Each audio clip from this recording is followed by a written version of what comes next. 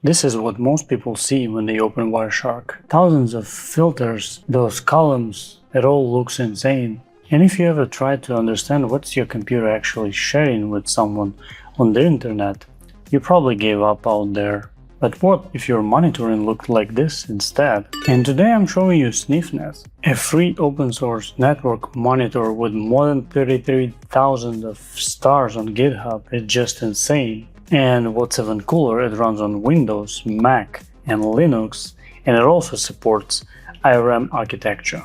And what's even cooler, this whole thing is written on Rust, and it's just crazy good. It has different features and different themes. And let's be honest, this thing is actually making something that Wireshark has never meant to do. Monitoring network traffic can become pleasant to look at. By the end of this video, you'll know exactly what your computer is sending out there, which applications are the loudest, and how to spot something sketchy without actually needing a network degree.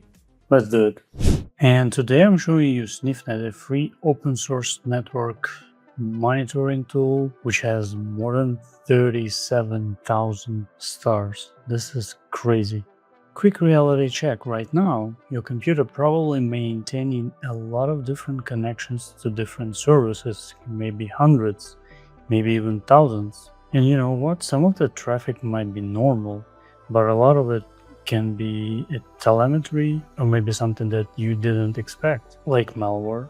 And the only way to know which is which is kind of use tools like this. And yeah, we all heard about Wireshark, which is literally one of the best tools out there, maybe even the only, which is that good, and it's incredibly powerful. But look at the screen, it's incredibly intimidating for people who are not really familiar with it.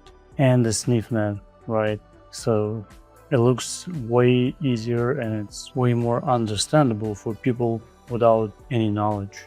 Installing it will probably take you 30 seconds. So you can go to this GitHub repo, and you can go to the releases section and download the latest release. And look how crazy is this. Different operating system and different processors are supported. It's really cool. And you will also need to install some additional application, but it's really easy. Yeah, and as you see the screen, so you installed successfully the application, but right now you want to install the npcap from the npcap website. And it's really easy. You just download this thing and you can install it. So this way the application will properly work. So what about the tool itself? If we go and run it, the first screen is like literally choosing your network adapter. In my case, this is the virtual machine, so I can use this Ethernet adapter. And of course, if you're on Wi-Fi, you'll see something different. And the good thing about it, it's really easy. So you just pick this thing and you start.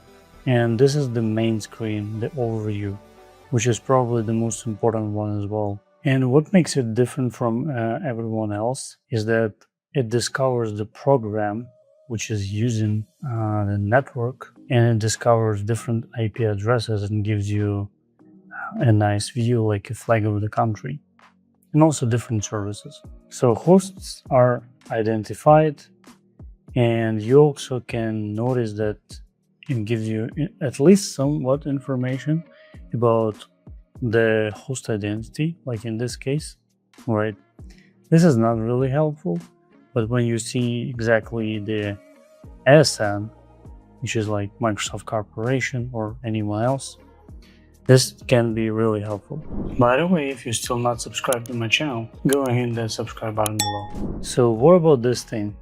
This is notifications. Notifications can be quite useful if you know how to use them.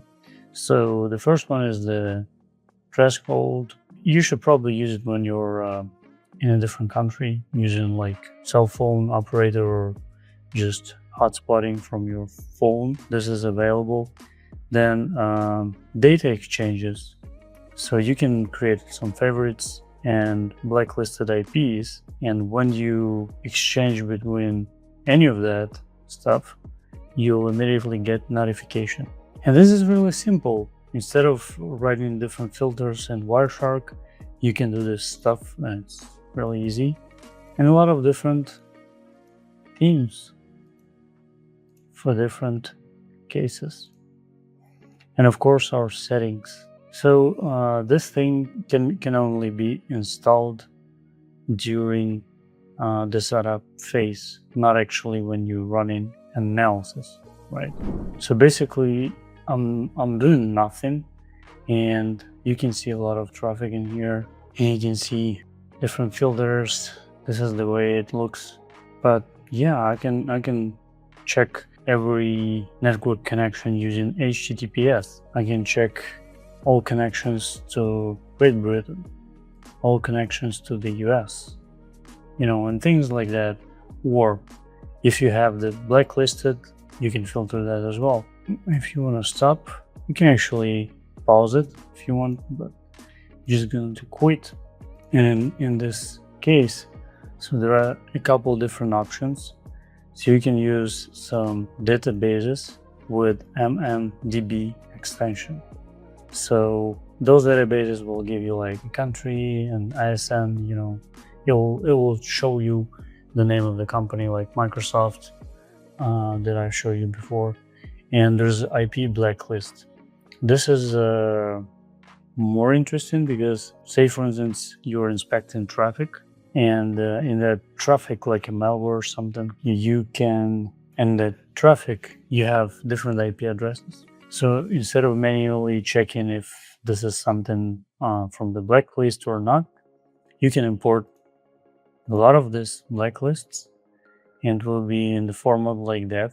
And even if you're analyzing traffic, or it's just passively analyzing your traffic, you'll immediately get notification. Of course, if you set this thing in different sounds, stuff like that. Whenever there's something bad, you'll get a notification in this application. And you can also open some different capture files, and it will show you what is going on.